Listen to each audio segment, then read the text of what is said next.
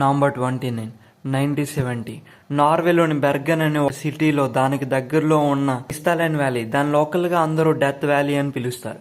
సరిగ్గా ఆ రోజు ఒక ఫాదర్ తన ఇద్దరు కూతుళ్లతో కలిసి మంచు కొండల్లో హిల్ ట్రెక్కింగ్ చేస్తున్నారు. సడన్ గా ఒక పెద్ద బ్లాక్ రాక్ వెనకతల ఒక డెడ్ బాడీని చూశారు. అక్కడ ఒక అమ్మాయి శవం ఉంది. అది చాలా వరకు పూర్తిగా కాలిపోయి ఉంది. అసలు ఆ మంచు కొండల్లో ఆమె ఎవరు? ఆమెను అంత క్రూరంగా తగలబెట్టింది ఎవరు? ఆ బాడీని చూసిన ఫాదర్ వెంటనే పోలీసులకు ఇన్ఫార్మ్ చేశాడు. పోలీసులు క్రైమ్ లొకేషన్కి వచ్చారు. శవం పక్కన కొన్ని వస్తువులు దొరికాయి. ఒక వాచ్, 2 ప్లాస్టిక్ బాటిల్స్ దొరికాయి. ఇంకో షాకింగ్ క్లూ ఏంటంటే అక్కడ ఒక వెండి స్పూన్ దొరికింది. కానీ దాని మీద ఉన్న బ్రాండ్ నేమ్ని ఎవరో కావాలని కెమికల్స్ ఉపయోగించి పూర్తిగా స్క్రబ్ చేసి చెరిపేశారు. ఇక ఆమె వేసుకున్న బట్టలన్నిటిని, ట్యాగ్స్ అన్నిటిని పదునైన బ్లేడ్తో నీట్గా కోసేశారు. ఒకవేళ ఇది నార్మల్ మర్డర్ అయితే చంపిన వాడు బట్టల ట్యాగ్ని ఎందుకు కోస్తాడు? బ్రాండ్ నేమ్స్ ఎందుకు చెరుపుతాడు? ఆమె అసలు ఏ దేశానికి చెందిందో, ఆమె ఐడెంటిటీ ఏంటో ఒక్క క్లూ కూడా దొరకకుండా హైలీ ప్రొఫెషనల్ కిల్లర్స్ ప్లాన్ చేశారు. ఇక ఫారెన్సిక్ ఆటోప్సీ రిపోర్ట్స్ చూస్తే ఆమె కడుపులో 50కి పైగా స్లీపింగ్ పిల్స్ దొరికాయి. ఆమె డెంటల్ రికార్డ్స్ చూస్తే అక్కడ ఫారెన్సిక్ డెంటిస్ట్రీలో ఒక అరుదైన విషయం బయటపడింది. దంతాల్లో చేసిన గోల్డ్ ఫిల్లింగ్ వర్క్ చాలా విచిత్రంగా ఉంది. అప్పట్లో అలాంటి పద్ధతిలో బంగారు పళ్ళును అమర్చే అడ్వాన్స్డ్ టెక్నాలజీ కేవలం ఈస్టర్న్ యూరోప్ లేదా జర్మనీ సరిహద్దుల్లో మాత్రమే జరిగేది.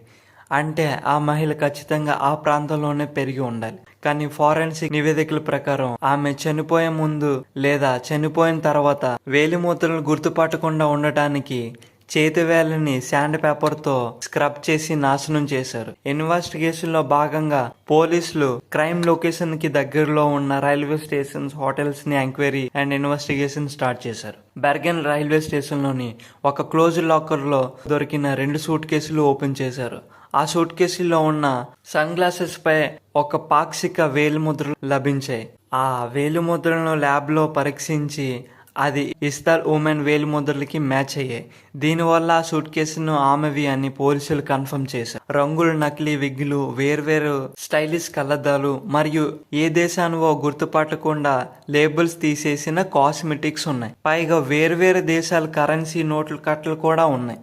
అన్నిటికంటే మోస్ట్ ఇంపార్టెంట్ అప్డేట్ ఏంటంటే ఆ సూట్ కేసులో ఒక సీక్రెట్ డైరీ దొరికింది. అందులో అంతా ఒక వింత కోడ్ లాంగ్వేజ్ ఉంది. నార్వే మిలిటరీ ఏజెన్సీ కష్టపడి కోడ్ ని డీకోడ్ చేసింది. ట్రావెల్ డెస్టినేషన్స్ అండ్ డేట్స్ ఉన్నాయి. హోటల్ రికార్డ్స్ చెక్ చేస్తే మైండ్ పోయే నిజాలు బయటపడ్డాయి. ఆమె గత కొన్ని నెలలుగా ఏకంగా 9 ఫేక్ పాస్పోర్ట్లతో 9 వేరు పేర్లతో లగ్జరీ రూమ్స్ బుక్ చేసుకుంది. హోటల్ రిజిస్టర్స్ లో తన నేషనాలిటీ బెల్జియం అని రాసింది. కానీ జర్మనీ, ఫ్రాన్స్, ఇంగ్లీష్ భాషల్లో అద్భుతంగా మాట్లాడుతుందని హోటల్ మేనేజ్మెంట్ క్లారిఫై చేశారు. Hand writing analysis. ఆవిడ హోటల్ రిజిస్టర్లలో రాసిన చేతిరాతలు ప్రపంచవ్యాప్తంగా ఉన్న అన్ని ఎక్స్పర్ట్స్ కి పంపించారు. ఆ రాతను బట్టి ఆమె ఫ్రెంచ్ లేదా జర్మనీ స్కూలింగ్ సిస్టమ్ లో చదువుకున్నదని తేలింది. హోటల్ స్టాఫ్ ఇచ్చిన స్టేట్మెంట్ ప్రకారం ఆమె ఎప్పుడూ చాలా స్టైలిష్ గా, కాన్ఫిడెంట్ గా ఉండేదని, రూమ్ సర్వీస్ కి వెళ్లిన హోటల్ స్టాఫ్ కి బెడ్ కింద కొన్ని విగ్గులు కనిపించేవని చెప్పారు. 9 పాస్పోర్ట్లు, విగ్గులు, code diary, eastern Europe gold teeth, వీటన్నింటిని బట్టి మీకేమనిపిస్తుంది? ఎస్, ఈవిడ ఖచ్చితంగా ఇంటర్నేషనల్ టాప్ సీక్రెట్స్ పై, అంటే ఒక గూఢచారి. 1970 కోల్డ్ వార్ జరుగుతున్న టైం. అప్పట్లో నార్వే దేశం ఒక పెంగ్విన్ మిసైల్ టెస్టింగ్ చేస్తుంది. సరిగ్గా ఆ మిలిటరీ రహస్యాలు పరీక్షలు జరిగిన ఆ టైం లైన్ లోనే ఆమె కూడా వేరు పేర్లతో తిరిగినట్లు ఇంటెలిజెన్సీ కన్ఫర్మ్ చేసింది. అంటే ఆమె నార్వే మిలిటరీ సీక్రెట్స్ ని దొంగలించడానికి వచ్చిన రష్యా లేదా ఫ్రాన్స్ దేశపు సీక్రెట్ ఏజెంట్. అయితే ఆమె ఆపరేషన్ మధ్యలోనే శత్రువులకు దొరికిపోయిందా, లేదంటే ఆమె రహస్యం బయటపడుతుందేమో అని భయంతో ఆమెను పంపిన దేశమే ఆమెని సైలెంట్ గా లేపేసిందా?